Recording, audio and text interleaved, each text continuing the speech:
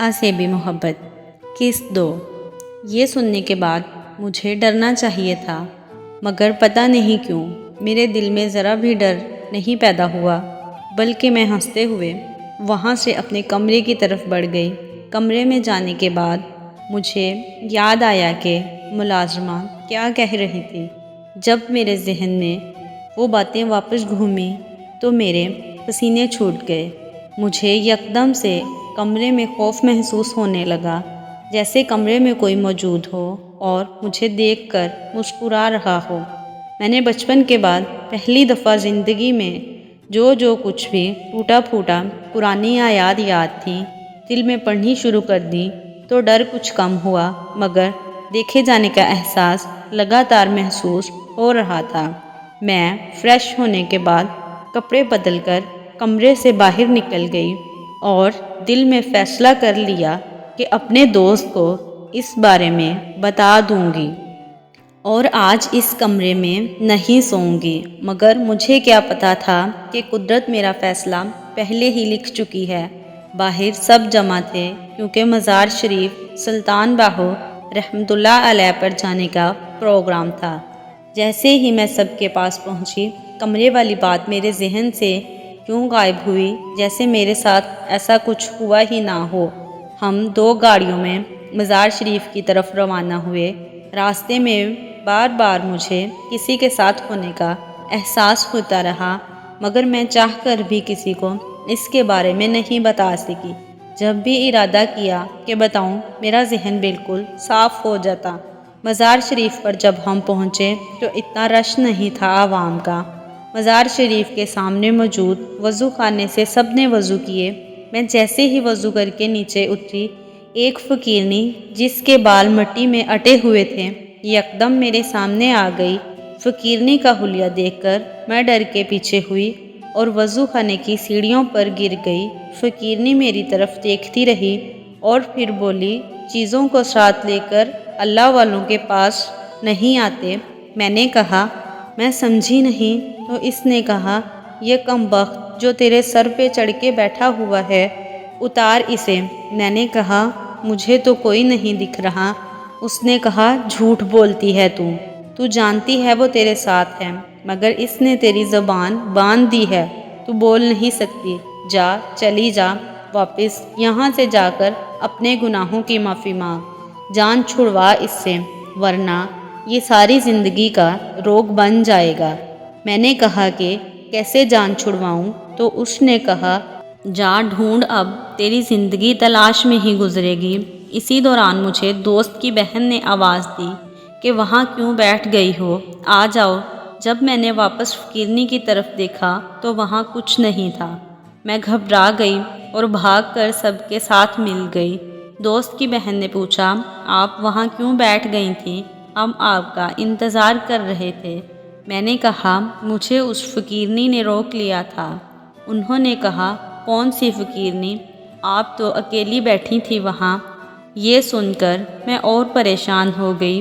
खैर, अंदर गए, मज़ार के दुआ की। जहन में अजीब अजीब से ख़यालात आ रहे थे।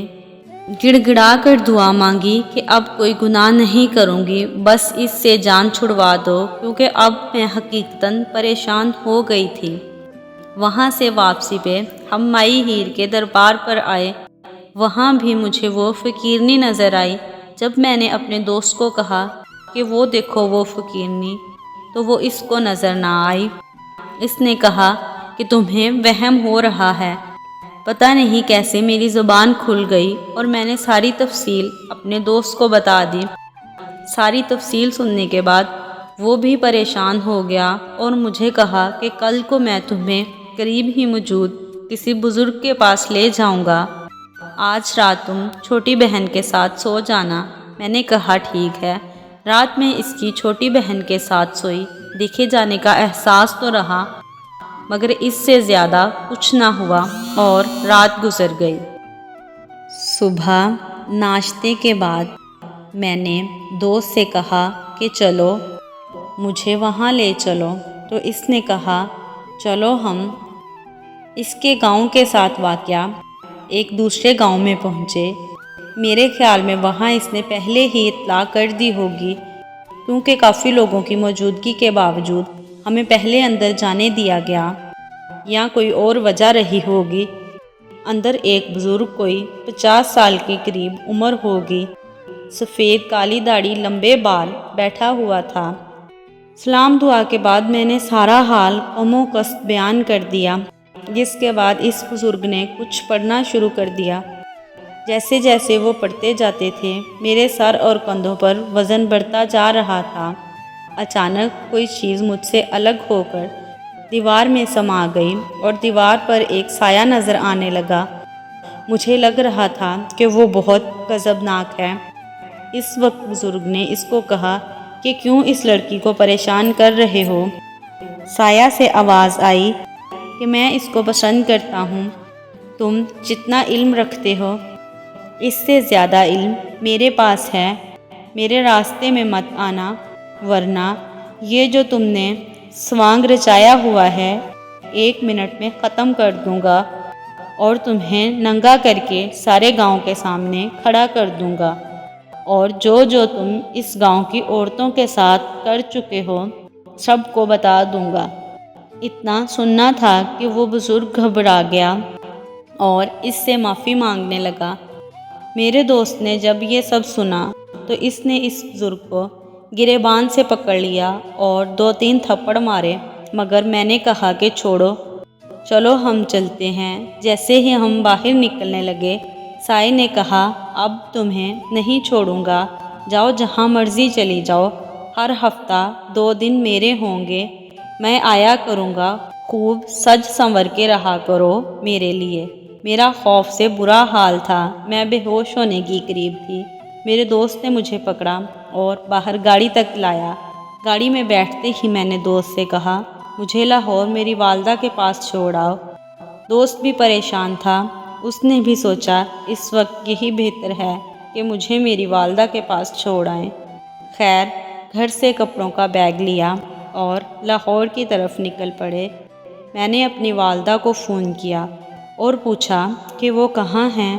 ماں آخر ماں ہوتی ہے۔ میرے لہجے سے ہی وہ سمجھ گئیں کہ میں پریشان ہوں۔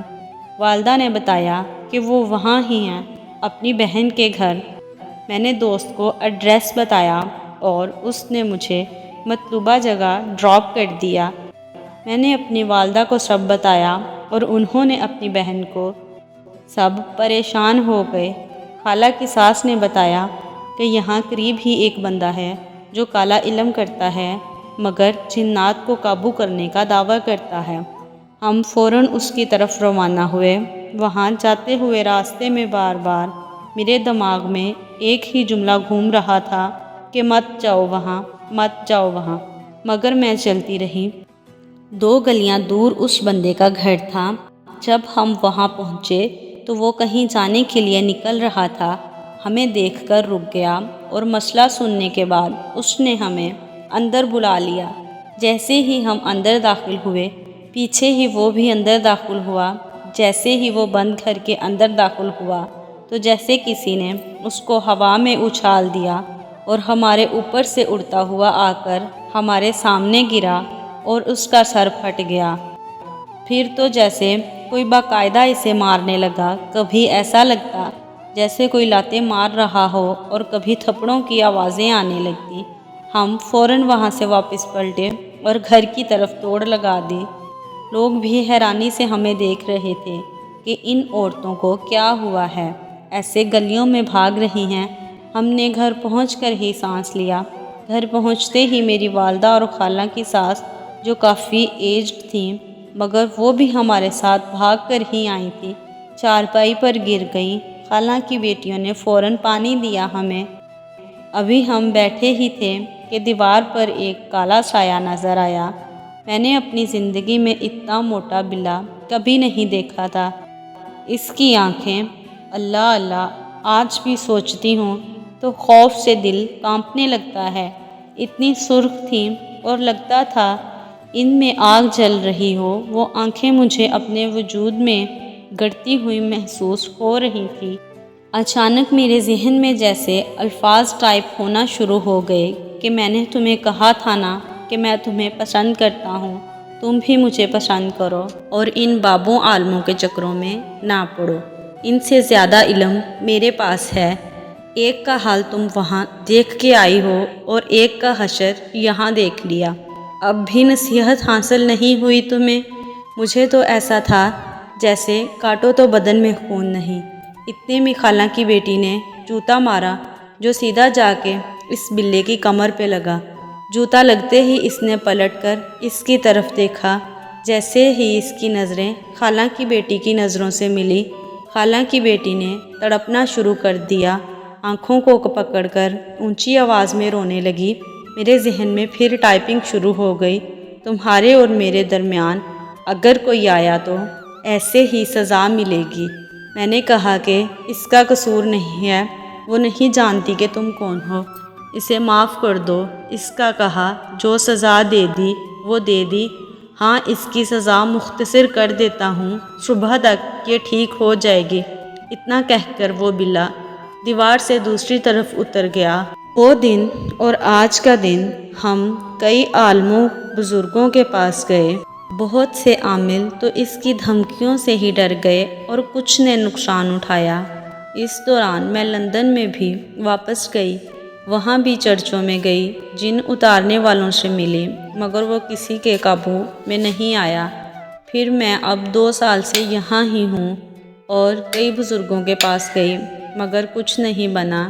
اس دوران وہ باقاعدگی سے ہفتے میں 2 دن میرے پاس آتا ہے، مجھے استعمال کرتا ہے۔ کئی دفعہ اس نے مجھے نکاح کا کہا، مگر میں اس سے نکاح نہیں کرنا چاہتی۔ اس کے استعمال کرنے کے بعد میری حالت ایسی ہو جاتی ہے جیسے میں صدیوں کی مریض ہوں اور میرے بدن میں خون بالکل ختم ہو گیا ہو۔ اب میں تھک گئی ہوں، اب اور اسے برداشت نہیں کر سکتی۔ کسی نے مجھے آپ کے استاد محترم کا بتایا۔ ہم ان کے پاس گئے تو وہ بہت بیمار ہیں۔ پھر ان کے ایک مرید نے کہا کہ ان کا شاگرد ہے، آپ اس سے مل لیں، ہو سکتا ہے وہ آپ کی کچھ مدد کر سکیں۔ اس کے کہنے پر ہم آپ کے پاس آئے ہیں۔ جاری ہے۔